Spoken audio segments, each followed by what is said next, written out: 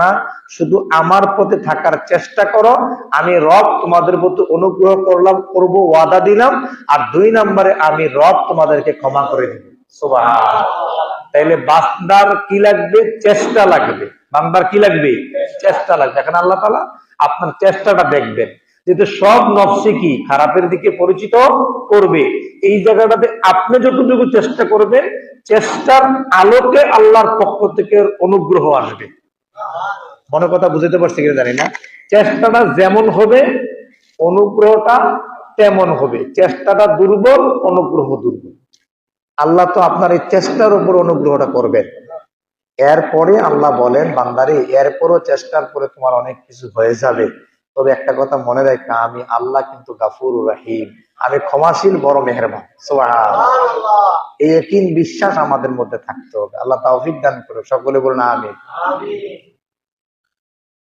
মানুষ মনে করেন মা বাবার মিলনের ফলে পৃথিবীতে মানুষ চলে এসেছে, কিন্তু বিষয়টি এমন নয়।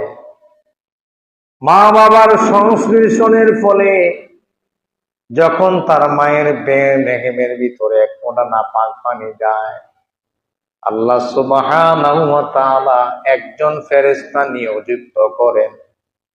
ওই ফেরেশতা আল্লাহর কাছে অনুমতি চায়, রব্বুল আলামিন, যে ভ্রূণটা তার মায়ের পেটে আছে, এই ভ্রূণটাকে আমি কি বানাবো? মনটাকে মানুষ বানাবো না অন্য কিছু বানাবো? রব্বুল আলামিন জানাইয়া দেয়, আর মায়ের রেহিমের ভিতরে যে ভ্রূণটা সেটা মানুষ বানায়া দাও। সুবহানাল্লাহ। এখানে অনুমতি আল্লাহ সুবহানাহু ওয়া তাআলার। ব্যক্তি মনে রাখতে হবে, আল্লাহর অনুমতি ছাড়া আপনারও আমারও আল্লাহ বানায় নাই। স্বাধীন বুক শক্তি দিয়ে সৃষ্টি করেছেন মানুষকে আল্লাহ সুবহানাহু ওয়া তাআলা। আমাকে আপনাকে স্বাধীন করে দিয়েছেন, মানুষ হিসাবে আলাদা সৃষ্টি করেছেন। এখানে রবের বরাবরই অনুমতি। ওই আল্লাহ সুবহানাহু ওয়া তাআলা বলেন, আমি যেই তোমারে বানাইলাম, এখানে কারোর অনুমতি নাই, আমি আল্লাহর অনুমতি। আমি আল্লাহ বলে দিলাম, ইন্নান নাফসা লাম্মারাতুম বিসু, ওই নফসটা তোমারে খারাপের দিকে নিয়ে যাবে। এবার বান্দা তুমি বারবার তোমারে বলে দেই, বান্দা সাবধান সাবধান, ওই নফসে যা চায় তা করতে যাইও না। আমি আল্লাহ তোমারে বানাইছি, ভ্রূণের অনুমতি নিয়েছিল, ওই অবস্থায় আমি আল্লাহ অনুমতি দিয়েছি তোমারে মানুষ বানাইতে। আমি আল্লাহ যা বলি তা শোনো, নফসের কথা শোনো না। আল্লাহু আকবার।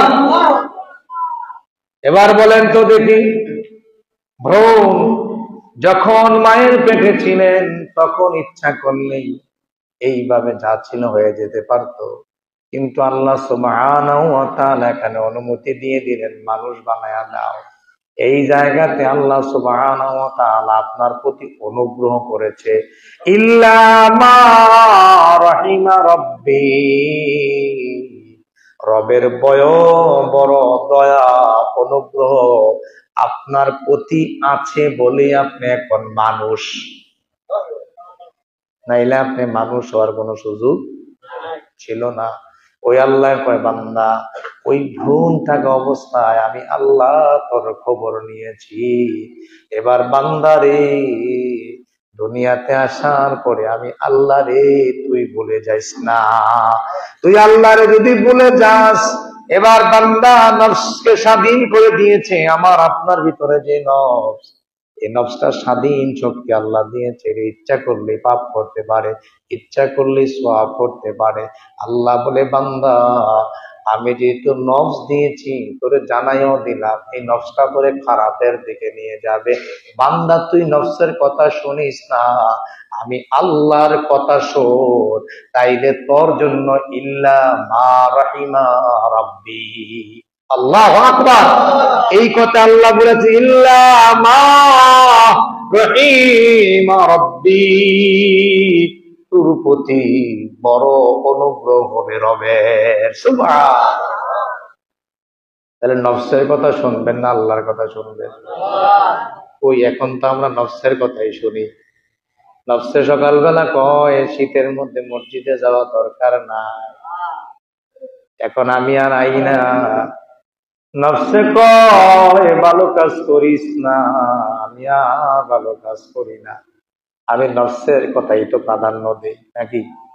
হ্যাঁ, নফসে তো আমার ঘুরায়, নফসে তো ঘুরায় নাকি? এটাই তো ঘুরায়। আল্লাহ বলে বান্দা এটার কথা তোরা শুনিস না, আমি আল্লাহ যা বলি তার কথা শোন। এই জায়গাতে একটা জিনিস বোঝা যায়, নফসটাকে আল্লাহ স্বাধীন করে বানিয়েছে মানুষের।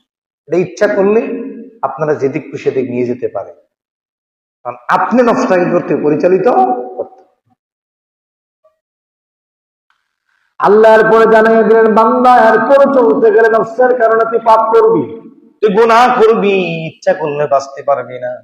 বান্দারে আমি আল্লাহ আরো জানিয়ে দিলাম ইন্না রব্বি লাগফুরুর রহিম, আমি তোমার রব, তোমার রব আমি আল্লাহ বলতেছি, আমি আল্লাহ ক্ষমাশীল মেহেরবান। সুবহানাল্লাহ। আল্লাহ সুবহানাহু ওয়া তাআলা সূরা আলার 14, 15, 16 নম্বর আয়াতে তিনি উল্লেখ করেছেন কাদ আফলাহা মান তাযাক্কা, সে সফল কাম হয়েছে যে পবিত্রতা অবলম্বন করেছে, নফসটাকে পরিশুদ্ধ করেছে। সুবহানাল্লাহ। সে সফল কাম যে নফসটাকে পরিশুদ্ধ করেছে। যার নফস পরিশুদ্ধ নয় সে সফল কাম নয়। যার নফসটা পাপ করতে ভালো লাগে, বুঝতে হবে আপনি এখনো সফল হতে পারেন নাই। কোথায় স্বর্গ কোথায় নরক কে বলেছে বহুদূর? মানুষের মাঝে স্বর্গ নরক, মানুষের মাঝে সরাসর। আমি এটা থেকে যে যাই বুঝুক, আমি এইটা বুঝছি। আপনি আপনার নিজেরই প্রশ্ন করে উত্তর পাওয়া যাবেন আপনি জান্নাতি না জাহান্নামী।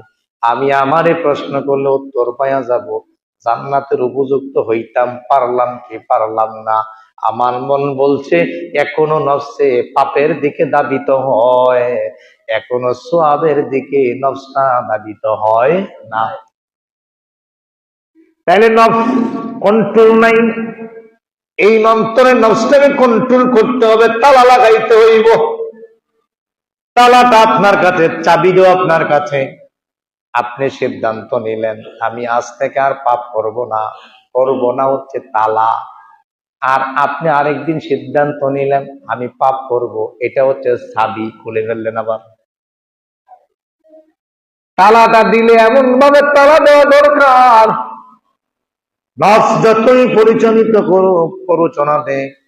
কাদ আফলাহা মান তাযাক্কা, আল্লাহ বলেছেন নফসটা পরিশুদ্ধ হলে আমি সফল। আমি যেভাবে হোক যে করে হোক আমি আমার নফসটাকে পরিশুদ্ধ করব। আল্লাহ তৌফিক দান করুক, সকলে বলুন আমিন। এরপর আল্লাহ কয় ওয়া যাকারা ইসমা রাব্বিহি ফাসাল্লা, এবং নিজের নাম, তুমি তোমার নিজের রবের নাম স্মরণ করো, তারপরে সালাত আদায় করো। সুবহানাল্লাহ কোন। তাহলে এক নম্বরে কাদ আফলাহা মান তাযাক্কা, সেই সফল হয়ে যাবে, নিশ্চিত সফল হয়ে যাবে যে ব্যক্তি তার নফসকে পরিশুদ্ধ করেছে। দুই নম্বরে ওয়া যাকারা ইসমা রাব্বিহি, তার রবের নাম স্মরণ করেছে। তিন নম্বরে সালাত আদায় করেছে, সে সফল কাম হয়ে গেছে। সুবহান।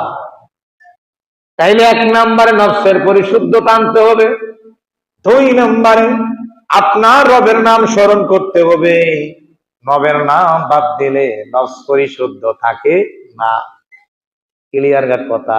যেখানে আল্লাহ নাই সেখানে পরিশুদ্ধতা নাই। তোমার নফসটাকে যত ভালোই করে রাখতে চাও, আল্লাহর ডাক নাই, ওই নফস কখনো পরিশুদ্ধ হতে পারে না। আল্লাহ বলেন সফল হইবা নফসটারে পরিশুদ্ধ করো, ওয়া যাকারা ইসমা রাব্বিহি, নবের নাম স্মরণ করো, ফাসাল্লা, অতঃপর নামাজ আদায় করো। সুবহানাল্লাহ। কি চমৎকার ধারাবাহিকতা, খেয়াল করছেন? কি চমৎকার ধারাবাহিকতা। কোরআনের প্রাঞ্জলতা যে কত চমৎকার, এটা না পড়লে বোঝা যায় না, না পড়লে এটা বোঝা যায় না। কি চমৎকার করে আল্লাহ গুছায় কথাগুলো এখানে তুলে দিলে। নিজেকে যে পরিশুদ্ধ করেছেন সেই সফল কাম হয়েছে। হাদিসে শরীফে এসেছে, পরিশুদ্ধ আত্মা দুনিয়াও আখিরাতে সফল, আর অপরিশুদ্ধ আত্মা দুনিয়াও আখিরাতে ঘৃণিত। নাউজুবিল্লাহ বল। এই আত্মাটা কেউ দেখতে না, কেউ দেখতে না। মানুষের সাথে যদিও চলে ফিরে ভালো, মানুষ তারে ভালো কয়, কিন্তু আসলে এই আত্মাটা কি কেউ দেখতে পায়?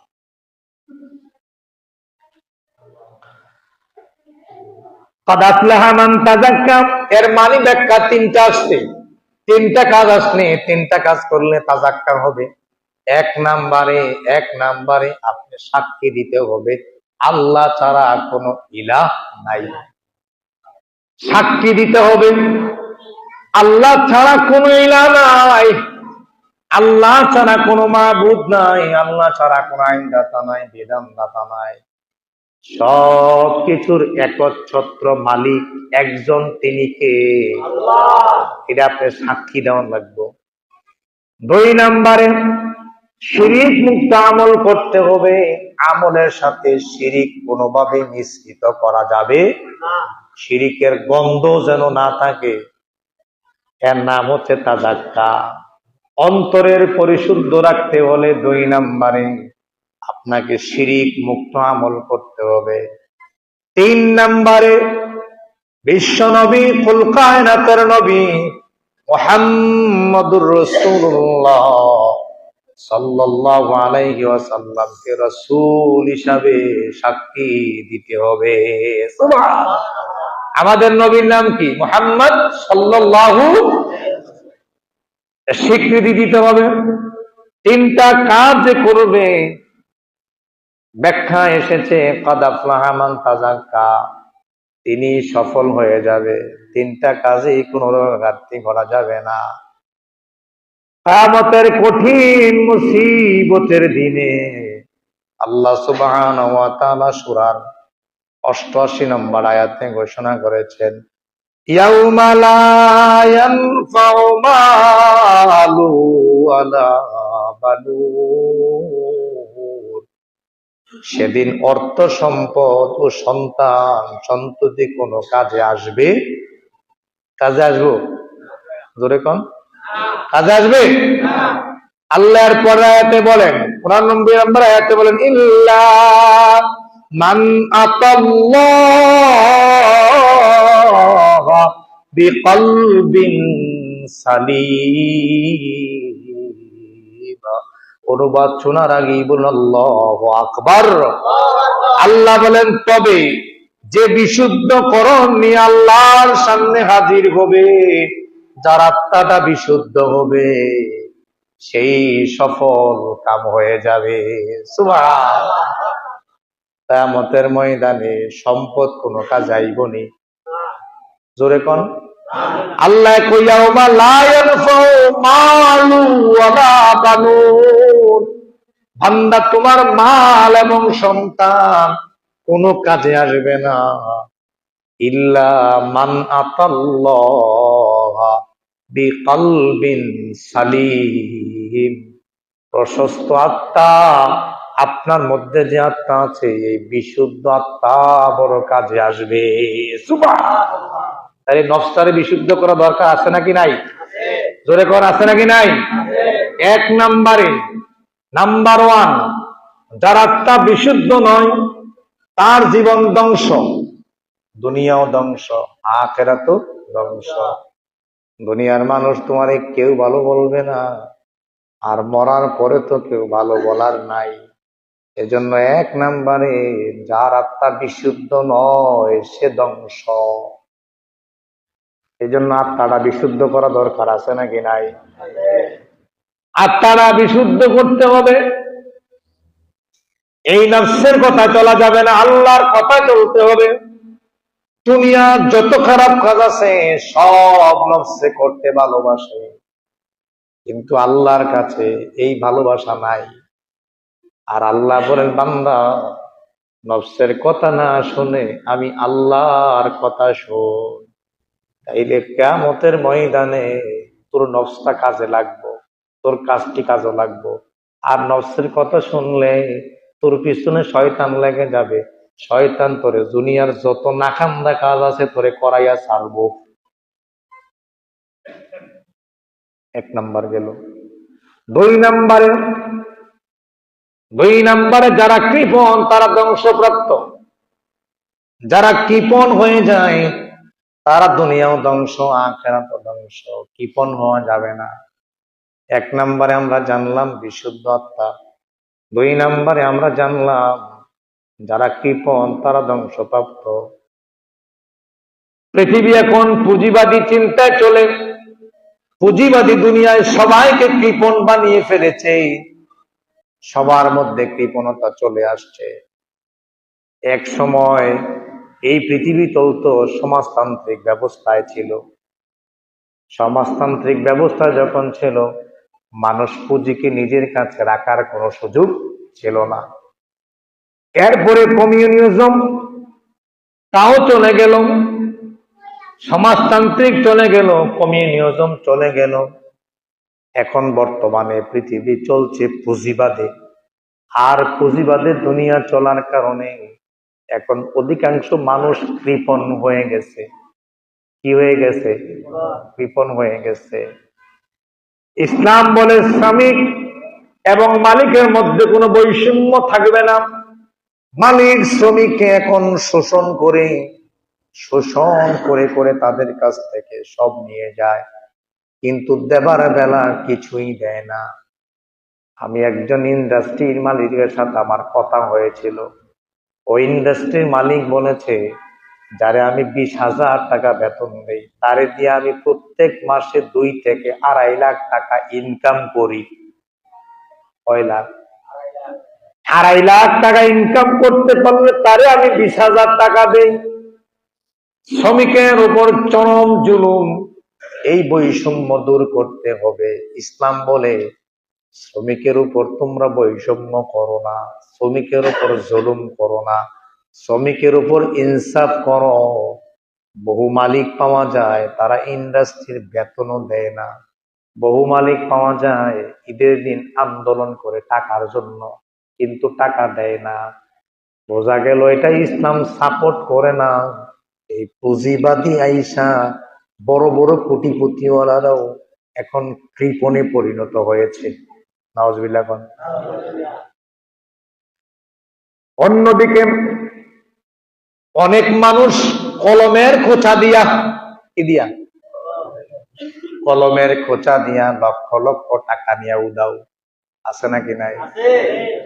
40 বছর চাকরি করে, 50 বছর চাকরি করে পেনশন আনতে গেলে ফাইলটা ঠিক মতে চলে না।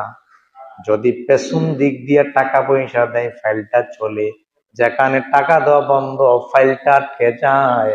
50 বছর চাকরি করার পরে পেনশন ওইটাও ঠিক মতে আনতে পারে না।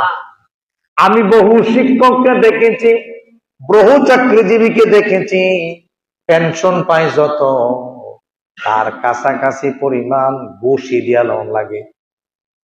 তাহলে একটানা কলমের খোঁচায় শুধু স্বাক্ষর করে দিবে, 1 লাখ 2 লাখ টাকা হাতিয়ে নিয়ে যায়। কলমের খোঁচায় লক্ষ লক্ষ টাকা নিয়ে যায়।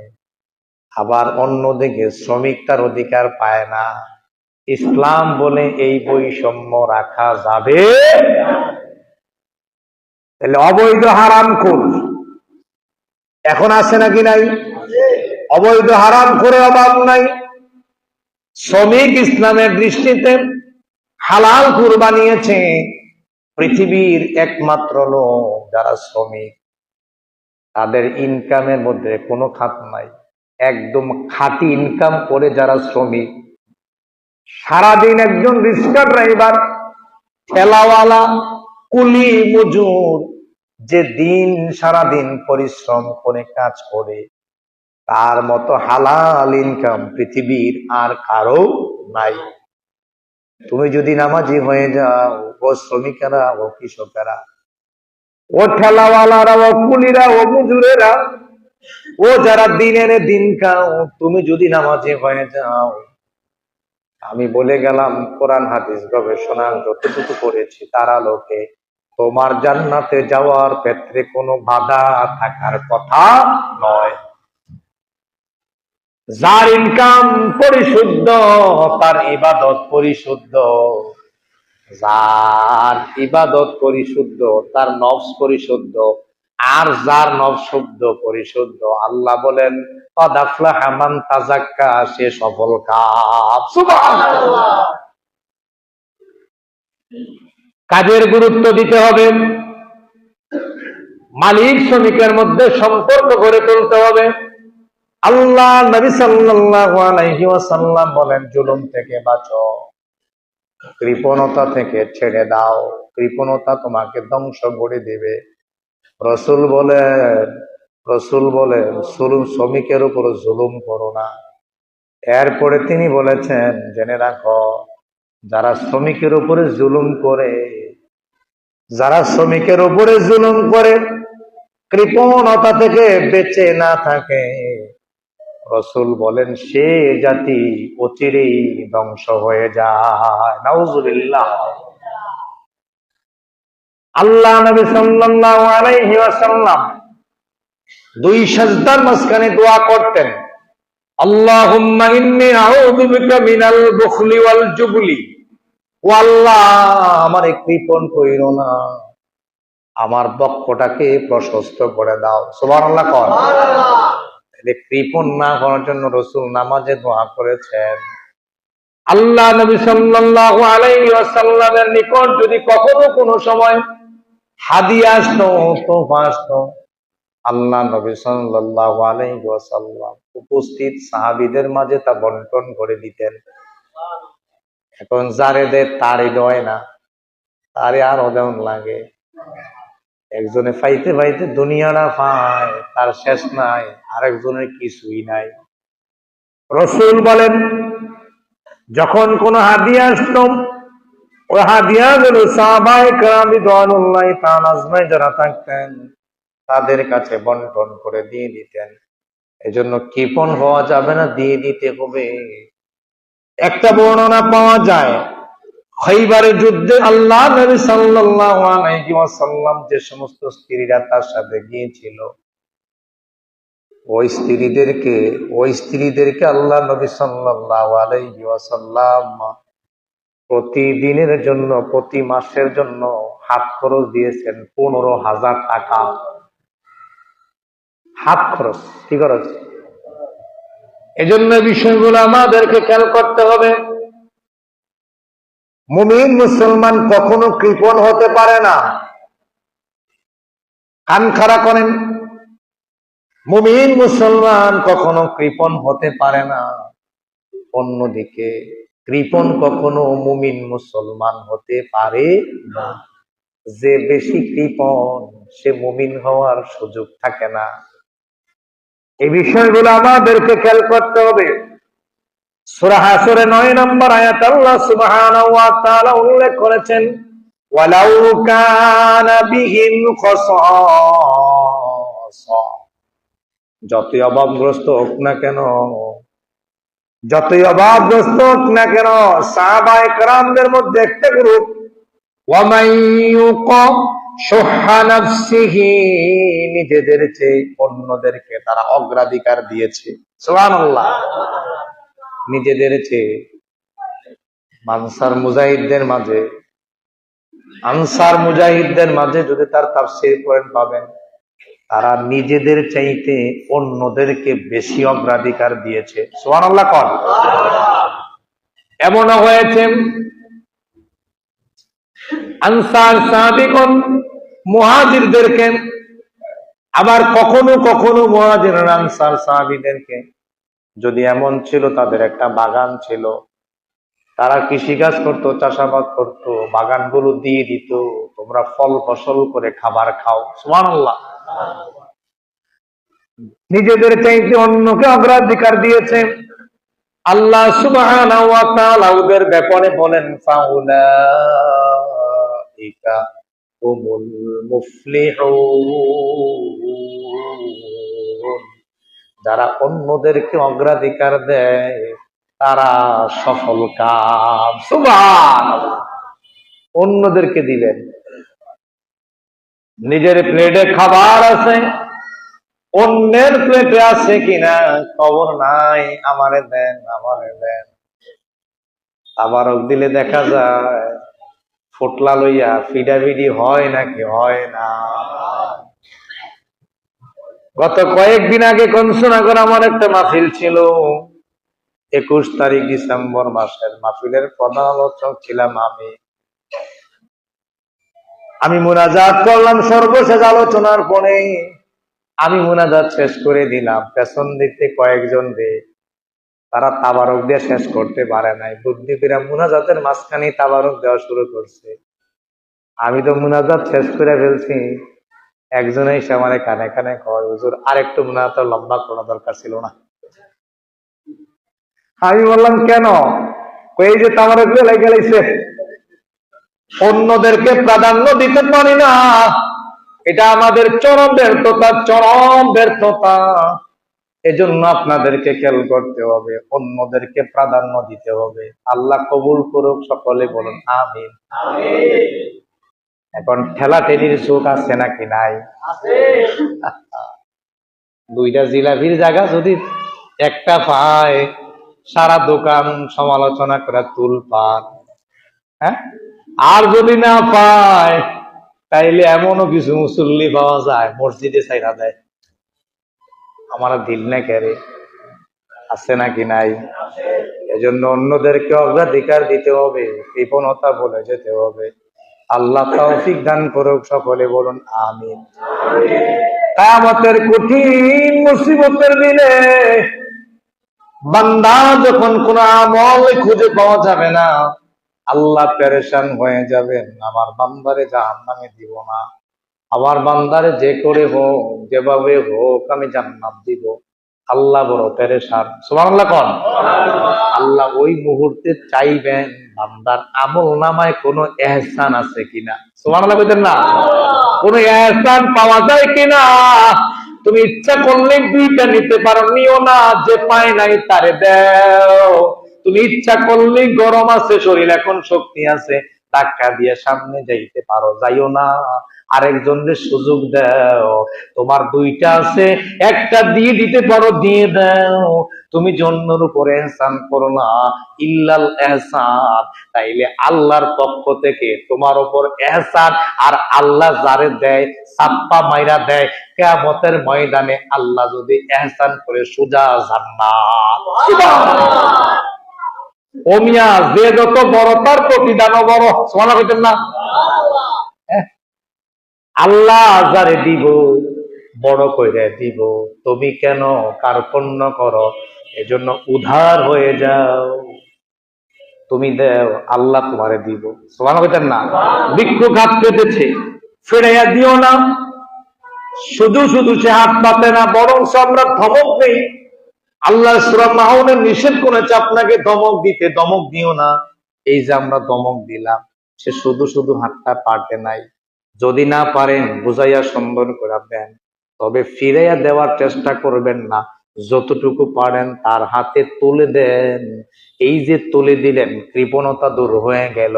এমনও হয় দেখবেন আপনার কাছে কোনো টাকা নাই, দান করেন, টাকার ব্যবস্থা করে দিবেন কে? আমি আমার জীবনে বহু প্রমাণ পেয়েছি, টাকা নাই, 5 টাকা 10 টাকা পকেটে আছে, ভাবলাম থাক দিয়া দেই। একটু পরে গরুন দিয়া দেখা যায় একজন লোক কয়, আপনারা করা টেফানা আসছেন, টেয়ারি নেন। না, এজন্য কৃপণতা দূর করে দিতে হবে। যদি কৃপণতা দূর করতে না পারেন, সূরা ওয়াইলে আল্লাহ তাআলা বলেছেন, ওয়াইলুল লিকুল্লি হুমাযাতিল লুমাযা আল্লাযী জামআ মালাও ওয়া আদ্দাদা। যারা টাকাকে গুনে গুনে জমায়, খরচ করে না, তাদের জন্য ওয়াইল নামক জাহান্নাম অপেক্ষা করতেছে। নাউজুবিল্লাহ। কৃপণতা ছেড়ে দেওয়া লাগবে নাকি লাগবে না? জোরে কোন লাগবে নাকি লাগবে না? কৃপণতা রাখা যাবে না। নিজের জন্য কৃপণতাকে ভালোবাসো না। কৃপণতা জীবনকে শেষ করে দিবে, কৃপণতা জীবনকে শেষ করে দিবে। তুমি সম্পদের মালিক নও, সম্পদের মালিক কে? আল্লাহ। আপনি যে চারা, ধানের চারা জন্য আমরা যে ধানটাকে ভাইনা এটা আপনার কি বলেন? জ্বালা ধান। হ্যাঁ, জ্বালা। তুমি যে জ্বালা ধান ভাইনা এলা বীজ ধানটাকে জ্বালা করলা, গাড়াইছে, গাড়াই তখন আপনারা এই গাড়াইছে এতটুকু একটা ফ্যাস লাগা রইছে, দেখছেন নি? আব্বা ছোটবেলা কইতো ফুতের বাইঙ্গা দে, তো বাইঙ্গা দিতাম, কিছু বাংতাম, কিছু থাকতো, সারবো। এবার হিসা দিয়া ফালাইছে, বুঝে শুনে উত্তর দেন। সবগুলো গেরা কেউ উপর দিকে ছিল?